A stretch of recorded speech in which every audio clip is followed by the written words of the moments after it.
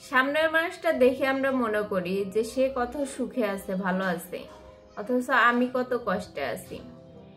নদীর এপার থেকে মনে হয় যে ওপারেই মনে হয় সুখ বেশি, আর ওপার থেকে মনে করে যে এপারেই সুখ বেশি। এটাই নিয়ম, এটাই বাস্তব। এ কুল ভাঙ্গে ওই কুল মনে হয় যে অনেক ভালো আছে, আমি শুধু ভাঙ্গি। আবার দেখা যায় ওই কুল মনে করে যে আমি শুধু ভাঙ্গি, ওই কুল মনে হয় ভালো আছে। আমরা সোশ্যাল মিডিয়াতে বা এই যে বাহ্যিক দিক মানুষের দেখে মনে করি যে এরা কত ভালো আছে, এরা কত সুখে আছে। তাদের খোঁজ নিয়ে দেখেন যে তাদের তুলনায় আপনি অনেক ভালো আছেন, তাদের তুলনায় আপনি অনেক সুখে আছেন।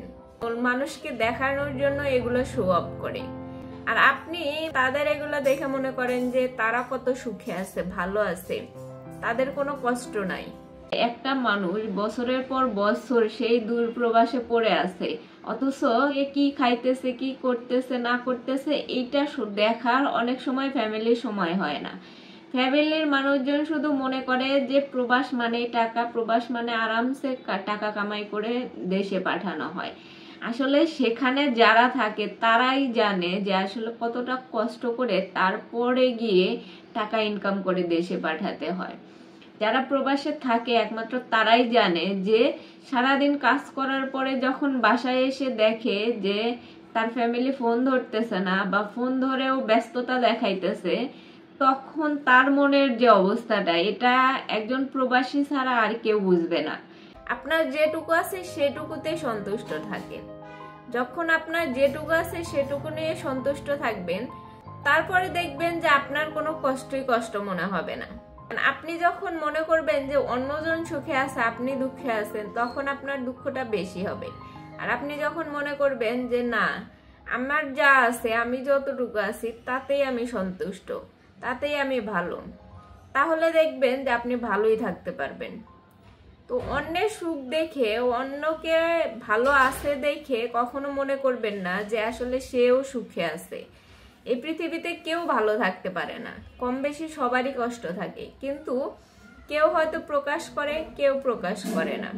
পৃথিবীতে মানুষ নিজের কষ্টটাকে সবসময় বেশি মনে করে, নিজের কাছে যা আছে সেটাকেই সে নেগেটিভ দিক দেখে বেশি, আর অপরজনকে দেখে মনে করে যে আমার থেকে ও ভালো আছে। এই যে মানুষকে মানুষ দেখে হিংসা করাটা, এর থেকে সৃষ্টি হয়। যে মনে করে যে সামনের মানুষটা ভালো আছে, অথচ আমি কষ্টে আছি।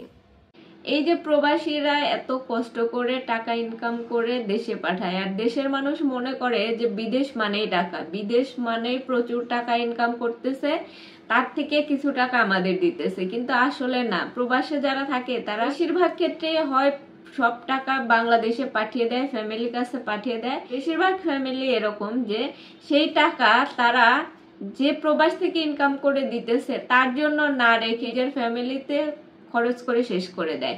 না তার জন্য কিছু করে রাখে, না তার জন্য কিছু জমিয়ে রাখে, কিচ্ছু রাখে না। দিন শেষে একজন প্রবাসী 5 বছর, 10 বছর, 20 বছর পর্যন্ত প্রবাসী ইনকাম করে দেখা যায় যে সে যখন 20 বছর পরে বাড়িতে আসে তখন তার কিছুই থাকে না। এটুকুও থাকে, সে যখন হিসাব মিলাতে যায় যে সে আসলে 20 বছরে কি করছে, তখন দেখা যায় যে তার এই টাকা আসলে কিছুই না। সে 1 বছরে যা ইনকাম করছে সেই টাকাই হয়তো ফ্যামিলি ওইভাবে জমিয়ে রাখতে পারে না। অনেক প্রবাসী আছে যারা ওই দেশে মৃত্যুবরণ করে, কিন্তু এই লাশটা পর্যন্ত আনার মতো ব্যবস্থা থাকে না। দোয়া এমন একটা জিনিস যেটা আপনার জীবনের অনেক কিছু পরিবর্তন করে দিবে। মানুষের জীবনে ভাগ্য নির্ধারিত, আল্লাহ পাক মানুষের ভাগ্য নির্ধারণ করেই দিছে, কিন্তু দোয়া এমন একটা জিনিস যেটার দ্বারা আপনার ভাগ্য পরিবর্তন হতেও পারে।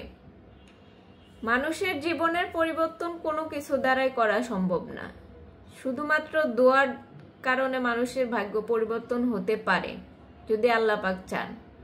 যে আল্লাহ পাক দোয়ার কারণে সবকিছুই করাইতে পারে। তো একমাত্র দোয়ার জন্যই মানুষের ভাগ্য পরিবর্তন হতে পারে, তাছাড়া অন্য কিছুর দ্বারা মানুষের ভাগ্য পরিবর্তন হয় না। যদি কোনো কিছুর দ্বারা পরিবর্তন হয় সেটা হতেছে দোয়া।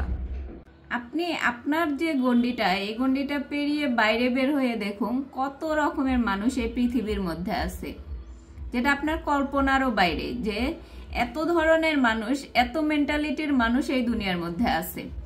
আমরা অনেক সময় মনে করি কি যে আমরা নিজেরাই সব জানি, আমি সবাইকে চিনতে পারছি, আমি সব মানুষকে বুঝতে পারি যে এই মানুষটা এরকম, কিন্তু আসলে আমরা সত্যি কি মানুষ চিনতে পারি?